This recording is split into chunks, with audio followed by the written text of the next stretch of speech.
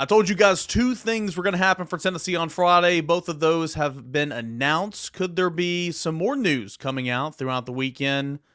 I wouldn't bet against it. We'll talk about it here on a bonus episode for Friday, Locked On Vols. You are Locked On Vols, your daily podcast on the Tennessee Volunteers. Part of the Locked On Podcast Network, your team every day.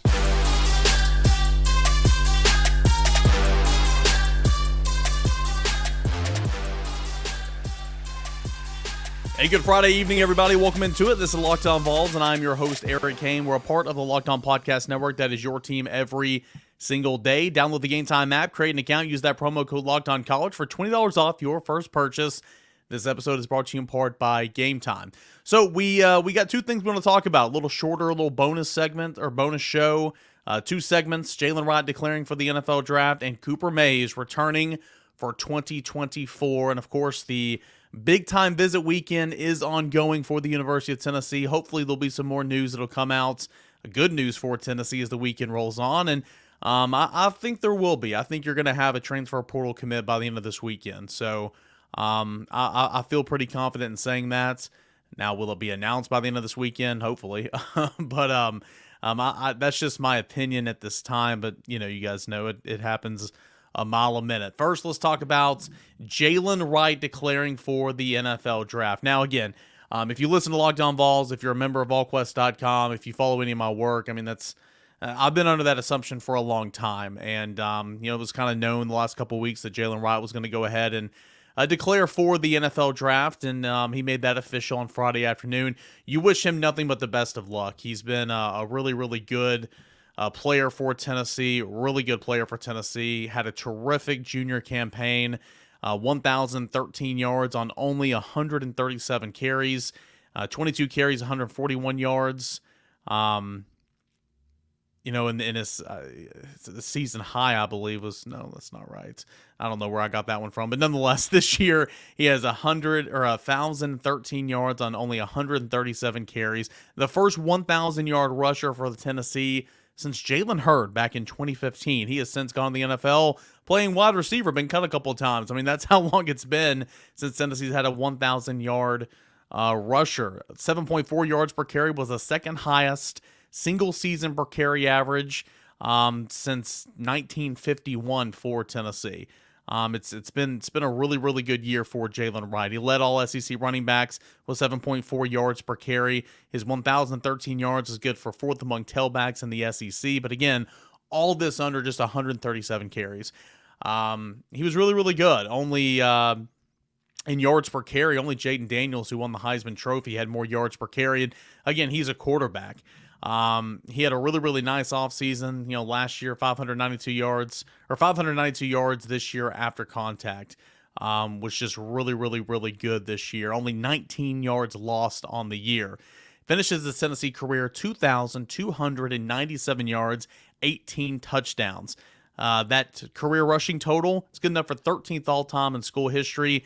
Only 781 yards. I say only, that's quite a bit. 781 yards away from Travis Henry's career record of 3,078 yards, which, again, is tops Tennessee rushing history. So, he came in under the Jeremy Pruitt regime, was brought in under Jeremy Pruitt, stayed over that holdover, and as kind of that signing class, and Jerry Mack got to work with him a little bit in 2021. He saw playing time, had turf toe, was battling that an awful lot. Came up, played a lot of big snaps and some big games in that 2021 season as a freshman. You remember the touchdown that didn't count against Purdue in the Music City Bowl that would have won that football game for Tennessee.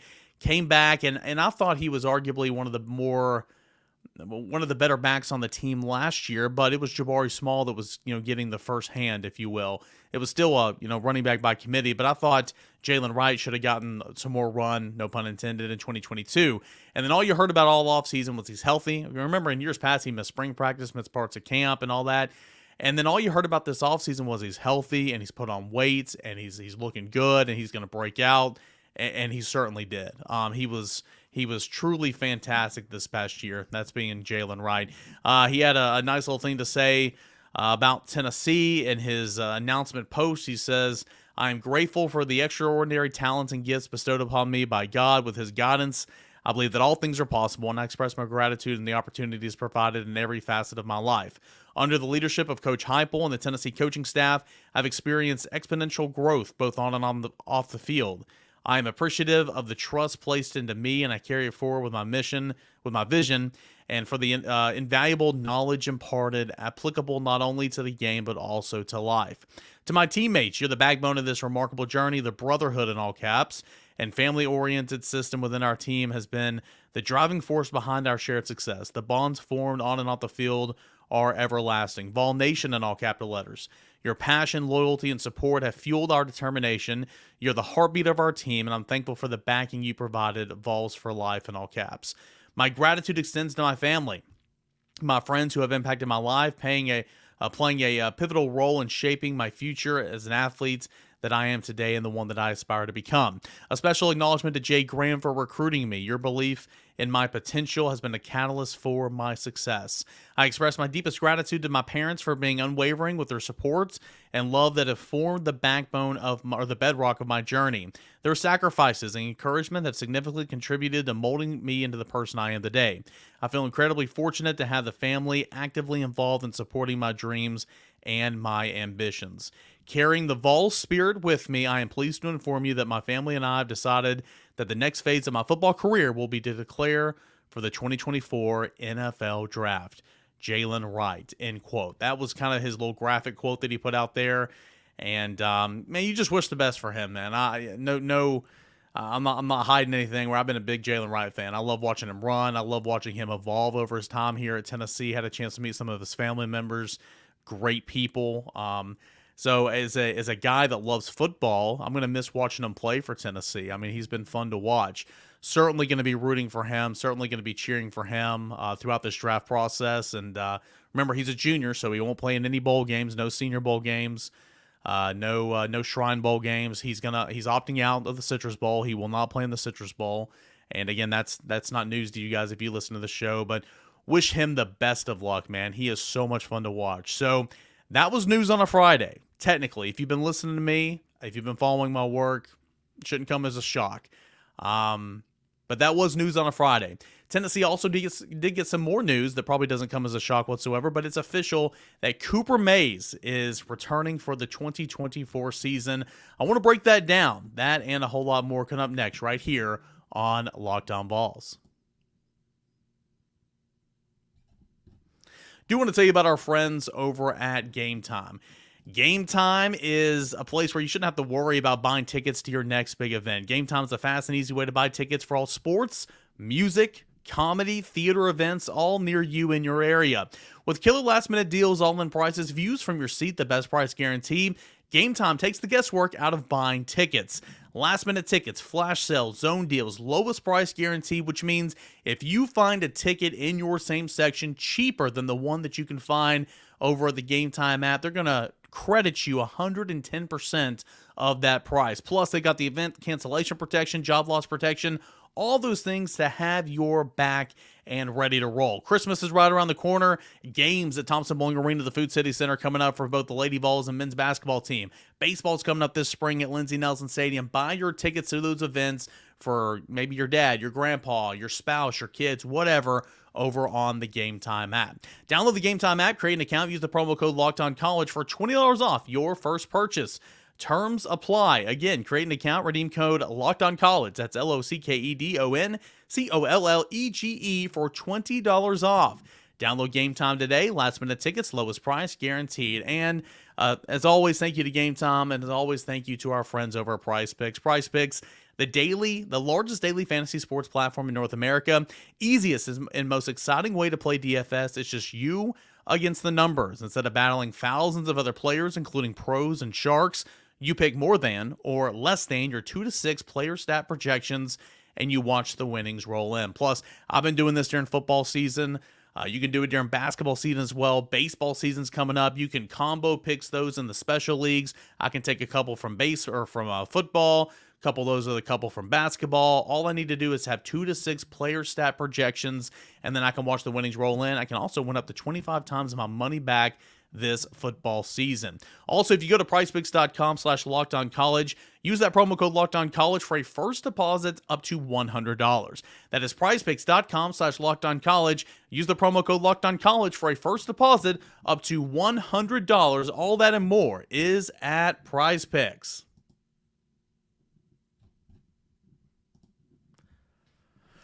All right, welcome back in here to Locked On Vols, little bonus edition here on a Friday, rolling straight through this. Let's go ahead and hit the second big news item of the day, and that is Cooper Mays returning to the University of Tennessee. Again, should not come as a shock to you. We've been kind of talking about that at VolQuest.com. I've mentioned that I think that he is back several times here on Locked On Vols, but it's good to see that it's official, and it's huge because Cooper Mays is the anchor of your offensive line. And so now when you think about pillars of your offense, especially the offensive line, your center's 1, your 2 tackles are 2, and then your quarterback's 3. Check, check, check, and check. John Campbell announced weeks ago that he's returning for his, wait for it, not 4th, not 5th, not 6th, but his 7th year in college football. What a time to be alive. Gerald Mincey announced that he's back and ready to roll for the 2024 season. He was a redshirt junior, so again, he's been in college a long time. He can opt to, graduate and go ahead and leave, but he says he's coming back. Cooper Mays announces he's coming back here on a Friday, and then, of course, you already have Nico. So those pillars of your offense, you're feeling pretty good about heading into 2024. Like Cooper Mays, before he announced today that he's coming back, I feel like Javonte Spraggins is going to come back. I feel like Dane Davis is going to come back. I feel like Jackson Lampley is going to come back. Andre Kierke's still on roster. You're bringing back a lot of veterans, which is good for Tennessee. It's going to be an old group, but with a first-year starting quarterback in Nico Iamaleava, that's kind of what you want. But you also want to develop those guys behind him. You do. I mean, Vyson Lang needs to get ready to roll. Vyson Lang has got to be the backup center this year. If worse comes to worse, he's got to be the backup center this year, and hopefully he's ready to be the center in 2025. Sham Umarov has got to be ready to go, and Bennett Warren coming in has got to be ready to go. Some of these offensive linemen coming in have got to be ready to roll. So it's huge that Tennessee's bringing back Cooper Mays along with John Campbell and Gerald Mincey and some of these other guys, but you still need to develop some of those guys behind them for sure. But Cooper Mays is big. I mean, he came in 2020. His brother Cade was on roster. He came in from Knoxville Catholic, came in that summer, was not an early enrollee, and his first season was during that COVID year, that weird COVID year in 2020. Played in all 10 games, was on PAT field goal teams. He was the backup center, and also he was the tight end when they went heavy set or jumbo or whatever. And so, and he had 2 starts at center that year because of COVID issues and injuries with Brandon Kennedy. And so he came out right out of the gate and played a lot there as a true freshman in 2020. In 2021, he started. He was the center for this team coming out of fall camp, and he experienced a high ankle sprain that really kind of sidelined him, and those things don't go away until the offseason. They really don't. But he still started 8 games and played a lot, as much as he could, to fight through that injury in 2021. 2022, he was healthy. He was ready to roll. Best offense in the country. Started all 13 games at center.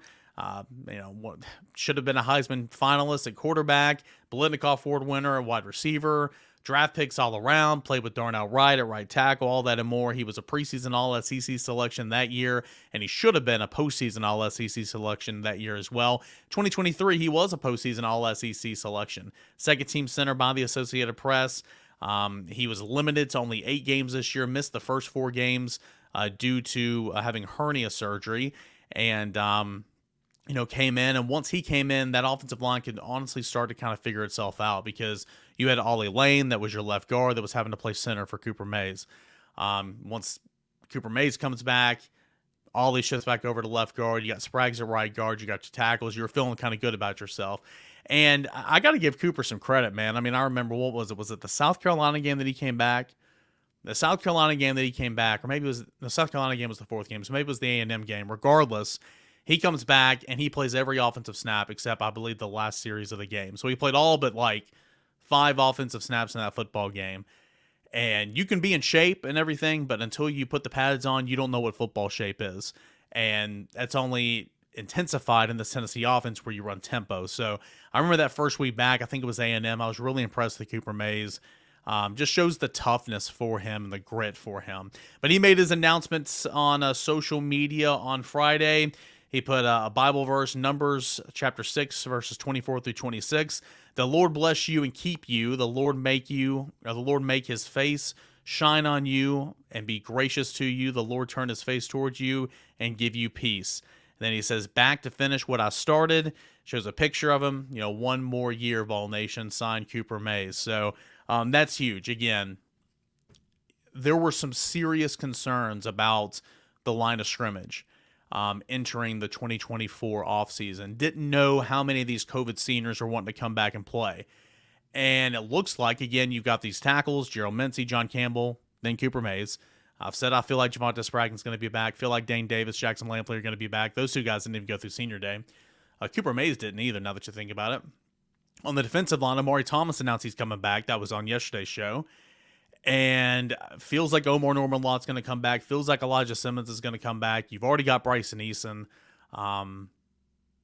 You got James Pierce, Joshua Josephs, Caleb Herring, Dominic Bailey, Tyree West, Tyree Weathersby. You feel really good about the line of scrimmage. Again, though, you need to continue to stress development, because these guys will be done after this year. John Campbell can't get an 8th year. Gerald Mincy will be done. Cooper Mays will be done. Dane Davis will be done.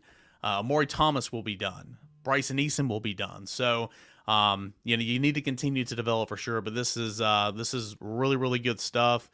Cooper Mays coming back, and he is going to anchor the center, anchor the offensive line for Tennessee in 2024. So those were the big news on Friday, big news items on Friday, and I wanted to come back and kind of touch base with you guys. I know a lot of this you've already heard before, and we'll touch base again on Monday. Hopefully we'll see if Tennessee can have a commit via the transfer portal sometime this weekend. I think that could happen. In fact, I would say I'm probably leaning towards expecting that, to be completely honest with you. So we'll see if Tennessee can close and start this ball rolling in the transfer portal. Hey, when we come back on Monday, we'll recap everything from this weekend, the latest Tennessee in the transfer portal, all that and more. We'll get a chance to cover a little bit of bowl practices, at least media from those bowl practices. All that getting you set for Christmas, and of course the Citrus Bowl coming up in about 2 weeks. And we'll have it all for you right here on Locked On Vols. Appreciate you guys, and have a great weekend, everybody.